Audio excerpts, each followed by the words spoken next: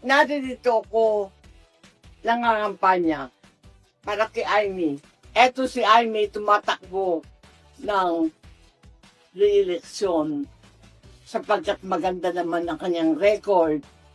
Nanalo dahil sa mga Marcos loyalists at hindi lang yon dahil sa kanyang mga project.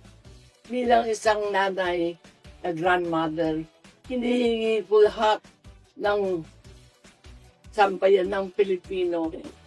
Eto isang nanay ng bayan, let us make sure, whoever you are, that we will have a mother to make sure that our motherland, the Philippines, will be intact and will forever be there.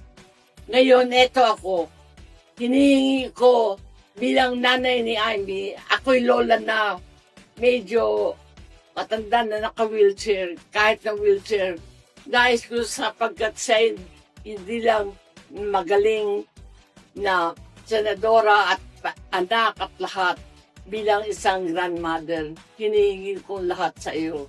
Hinihingi ko, iboto ninyo si Amy Marcos. Thank you! Salamat! Galing sa Yan po Yan po ang pakiusap ni Madam Imelda Marcos sa mga loyalista. Iboto niyo raw si Amy Marcos. Okay? Kaya maganda naman daw nagawa magandang track record, sabi ni Imelda Marcos. Okay? Ngayon, dyan po kasi sa video yan na nakapost sa Facebook, meron po yan 1,200 na likes. Okay? And then, merong 1,300 na comments sa Facebook. Yung video na yan ni Imelda Marcos at ni Amy Marcos. Okay? Dyan sa comment section, ay karamihan po na mga nagko-comment ng mga loyalista galit kay Amy, ayaw kay Amy kasi nga daw yung ginagawa niya kay BBM. Okay? Ngayon, sa akin palagay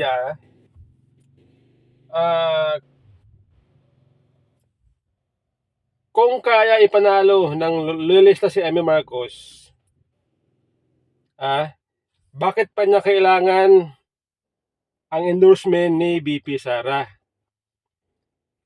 Sa kabila ng galit ng mga loyalista kay Amy sa ginagawa niya kay Bongbong Marcos, bakit ayaw bumitaw ni Amy Marcos sa mga Duterte?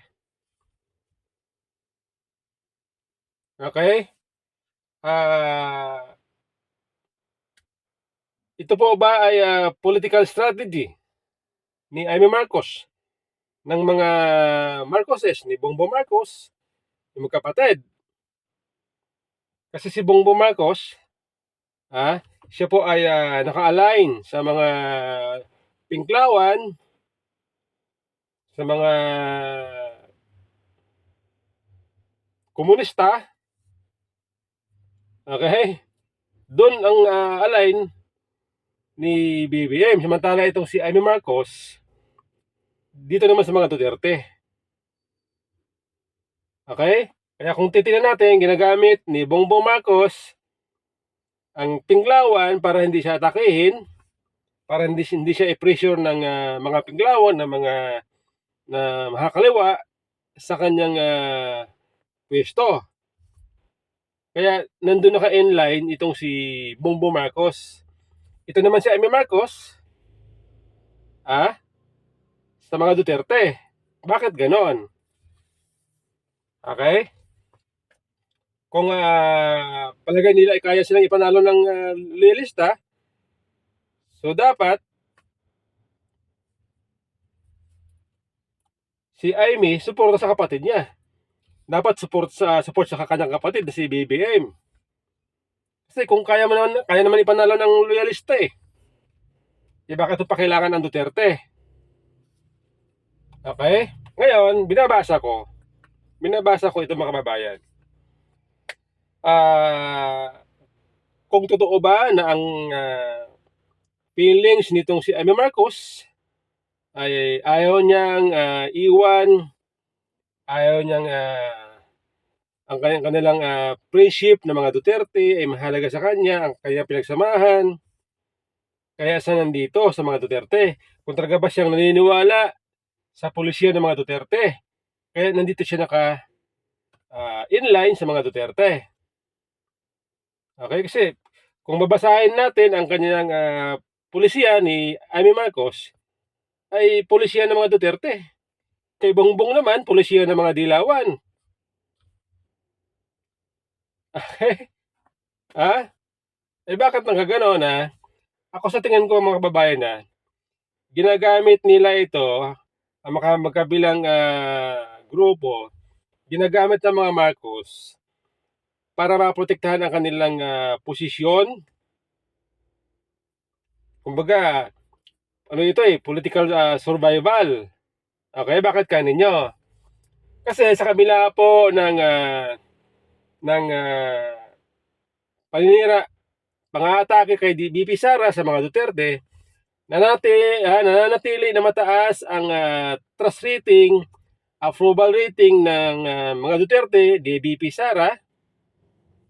Okay, samantala si Bongbong Marcos, pababa. Kamakailan, latest survey. Si Bongbong Marcos nakakuha lamang ng 14% na trust rating. Samantala si BP Sara napakataas, mas tumaas. Okay, sa latest survey. Okay?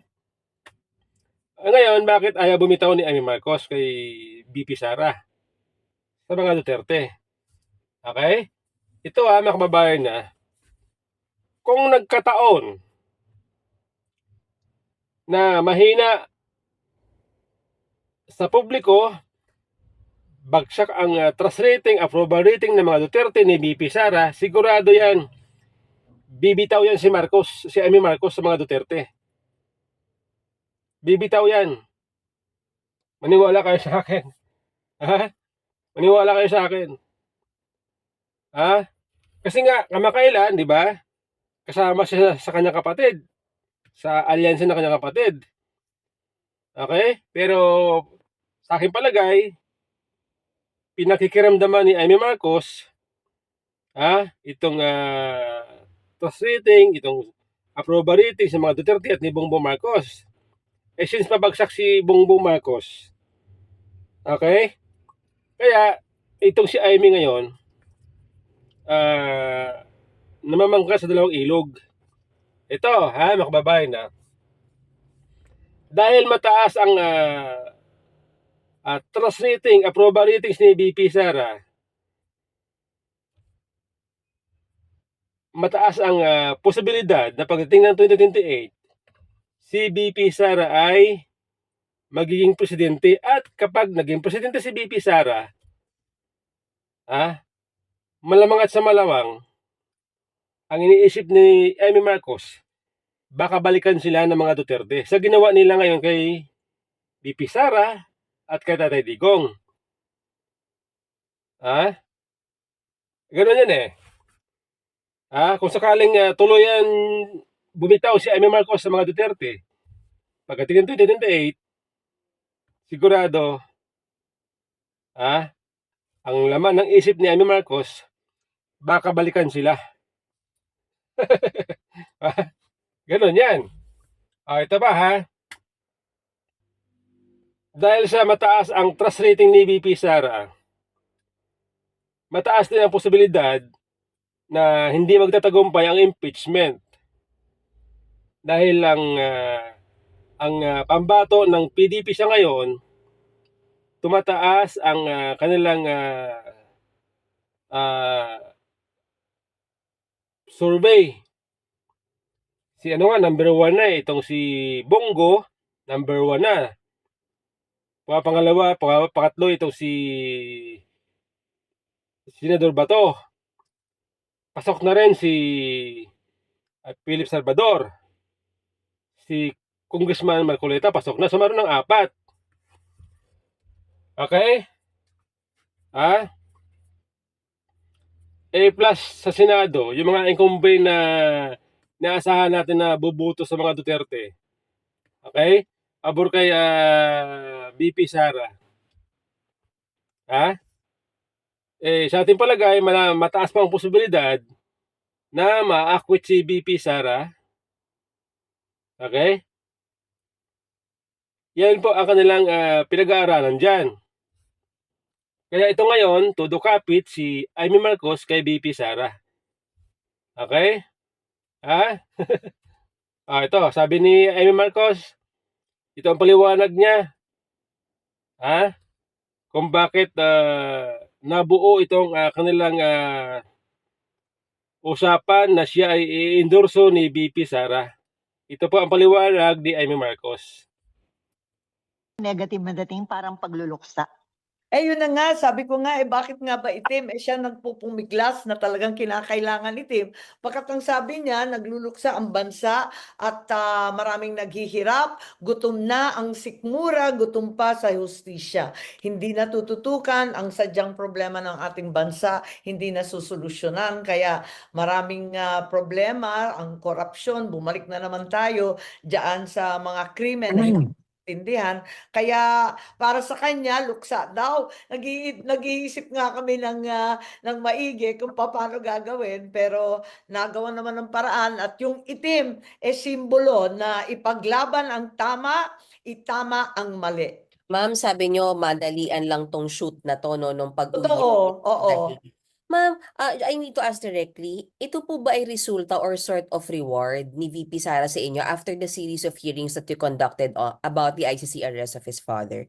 Reward po ba ito o paano ba? Ay, hindi ko naisip yun. Hindi rin niya naisip. Talagang nag-uusap na kami noon pa. Sabi niya, tsaka na akong mga ngampanya. Ayoko nang umikot nitong eleksyon na to. Pero yun nga, nung pabalik niya sa Hague, inutusan niya ata sila ni Senator Robin, ni Presidente Duterte na mga kampanya at tulungan ng mga kasangga. Yun ang nangyari. So, palagay ko, marami namang nagpapasalamat. Ako, higit sa lahat, walang mapaglagyan ng saya, pasasalamat at karangalan sa aking puso. Simulat sa pool, kaming dalawa naman talaga magkaibigan. At kahit papano, aminado ako na naipahamak ko siya dahil hindi ko naman alam na mangyayari ang ganito. Kilala niya ako, kilala ko rin siya, kilala namin ang isa't isa, hindi nagbabago ang pagtanaw ko ng utang na loob at paghanga sa pananatili niyang may tiwala sa akin. Kaya eto, andito kami, hindi niya ako binigo at hindi ko rin siya bibiguin. Ang katapatan sa ating bansa, ang kabayaran sa kanyang pagtitiwala. So ma'am, itong political ad na to, endorsement na to, born out of your long-time friendship with Oo her. naman, hindi naman nagbabago. Kung minsan, nayayamot siya sa sinasabi ko, ako naman nagalit din kung minsan nagsasabi siya, para lang kaming kaibigan pero hindi nagmamaliw. Parating pareho, parating consistent. Okay. Yan po ang paliwanag ni Amy Marcos patungkol sa nabuong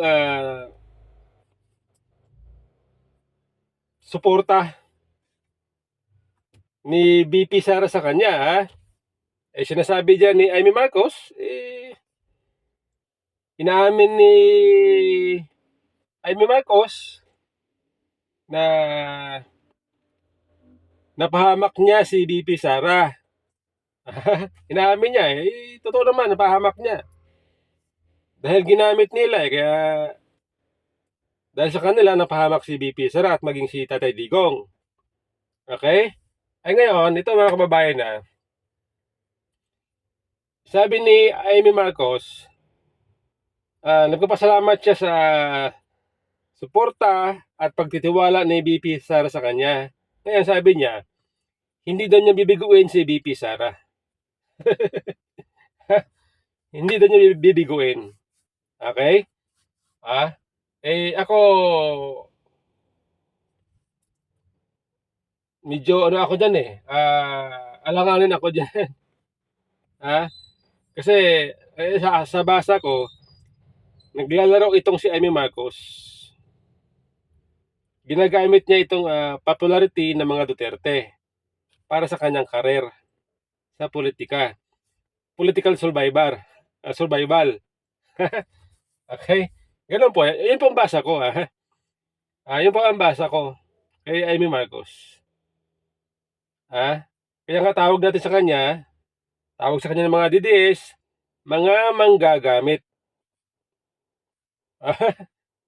Ngayon, tayo siyempre, dahil nga po siya ay inendorso ni VP Sara, natural, bilang pagsuporta sa mga Duterte, ibuboto natin si Amy Marcos. Hindi dahil sa gusto natin si Amy Marcos, kundi bilang suporta kay VP Sara. Okay? Bilang suporta kay VP Sara. Yun po. Madam Amy Marcos, papasalamat ka kay VP Sara dapat dahil kami, kahit kami po ay ayaw sa'yo, kami mga DDS ayaw namin sa'yo, pero dahil kay VP Sara, ibibigay namin sa'yo. Ako, personally, ang boto ko ibibigay ko sa'yo. Dahil kay VP Sara. Dahil kay VP Sara. Okay? Ngayon, ay alam po ninyo mga kababayan, itong ginagawa ng mga Marcoses ay naglalaro sa mga magkabilang ilog. Okay? Si BBM naka-inline sa mga Pinklawan, Dilawan at sa mga makakaliwa. Okay? Pero hindi ibig sabihin na pagkatapos ng kanyang termino ay hindi siya hahabulin nito mga Dilawan, Pinklawan at na mga makakaliwang grupo. Hindi ako naniniwala dyan. Ngayon lang yan, kunyari, suportado ng Makabayan Black, ng Pinklawan, Dilawan si BBM. Kasi nga, nasa pwesto siya. Ginagamit ng mga Dilawan, Pinklawan ang kanyang pwesto para sa kanilang political gain. Okay? Ginagamit ng mga Pinklawan at Dilawan ng mga makakaliwang grupo ang posisyon ni BBM para sa kanilang advantage. Kaya nga, dahil sa paggamit nila kay Bongbong Marcos, nagtagumpay sila sa layunin nila na ipakulong si Tatay Digong, ipahuli sa ICC. Okay? Nagtagumpay sila dyan. Dahil kung hindi nila sinuportahan si BBM, malabong mangyari na makakamit nila yan. Kung halimbawa, ay binabatikos nila si BBM, malabo po mangyari na mga na makulong, ipapayag si Bongbong Marcos, na dalhin si Tatay Digong sa ICC. Okay? Diyan po nagkamali si Bongbong Marcos. Diyan po siya nagkamali. Okay? Dahil pagkatapos na kanyang termino, sigurado yan. Ang tulad yan, ang issue ngayon, napakarami. Issue sa administrasyon, tungkol sa korupsyon, mga tungkol sa paggamit ng iba't ibang pondo, pagtanggal ng pondo, halimbawa yung PhilHealth. Ngayon pa nga lang, katakot-takot na ng mga kaso ang nakasampa sa Supreme Court. Katulad po nito, itong si Nery Colmenares, gusto niya i-include si BBM sa i-rekomenda ng Supreme Court na para kasuhan, isama sa kaso si BBM. Kaya lang, dahil nga ito naman mga gabinete, katulad ditong tawag nito, yung abogado ng gobyerno, Minardo Guevara. Sabi niya, hindi pwedeng kasuhan si BBM kasi nga may immunity. Okay? May immunity. Isa lang po yan sa ating mga nakikita na pagbaba ni BBM sa pwesto, yari siya. Kalaboso siya. Kalaboso siya.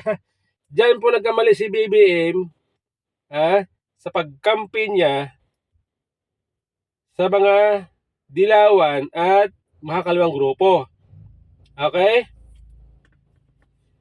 Dahil yung mga yan, eksperto yung mga yan sa paggawa-gawa ng mga kaso, eksperto sila sa pagpapakulong ng mga dating leader, pagtanggal ng mga dating leader, yung mga yan, eksperto yan.